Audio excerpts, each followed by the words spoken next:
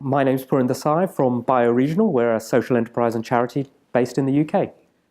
I'm one of the co-founders of the organisation, and we've put together a number of projects in sustainability, including our own eco-village, the BedZ project in South London.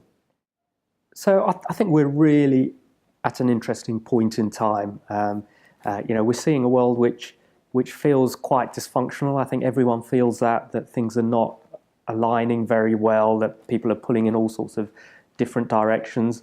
And the latest report from the IPCC, the Intergovernmental Panel on Climate Change, says now they're 95% certain that we are the cause. Human beings and our activity is the cause of climate change.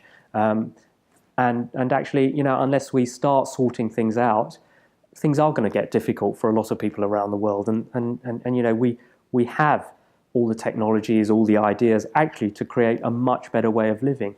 And so there's an increasing urgency, if you like, around this.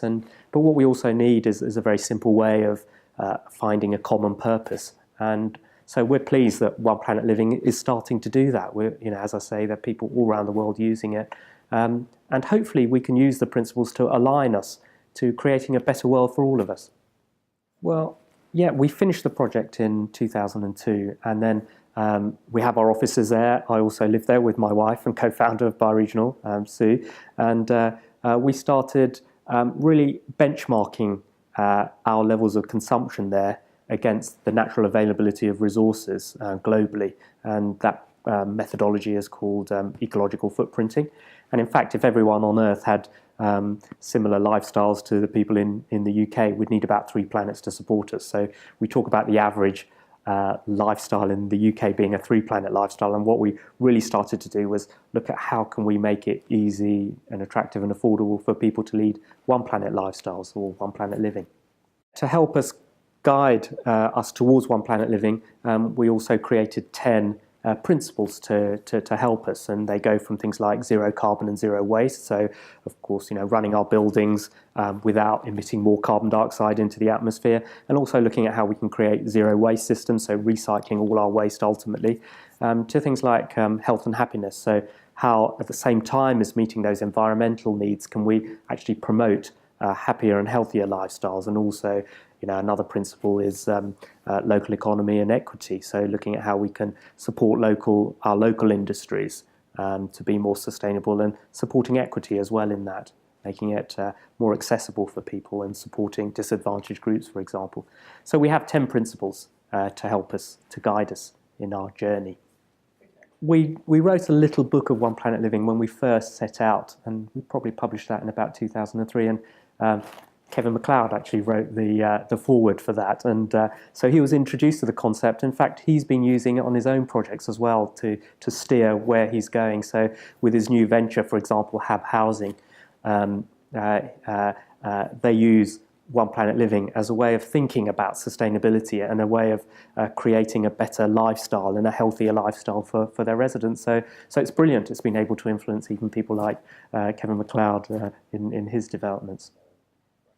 Yeah, Kevin is a very generous man, actually, and so one of the things when he was over here for Grand Designs Live is we organised a dinner, a small dinner at Westwick, which actually has become the first endorsed One Planet community in Australia, and Mike Hill and Lorna Pitt, who are the developers behind this project and live here, kindly hosted a dinner, and Kevin was our guest of honour here, and we got a few people together, including Ralph from 5x4 Project, and we had a discussion really about where things were going, what the opportunities were into the future, and just sharing experiences from our own projects. And Kevin was sharing his experiences from his own development company, Hab, for example.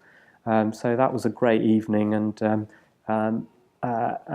I think we need to share more of our experiences, because we can't do everything ourselves, and we can't have all the knowledge ourselves. And just from the perspective of One Planet Living, I think the 10 principles give us a way of making sure, or giving us a language or a platform to share that experience,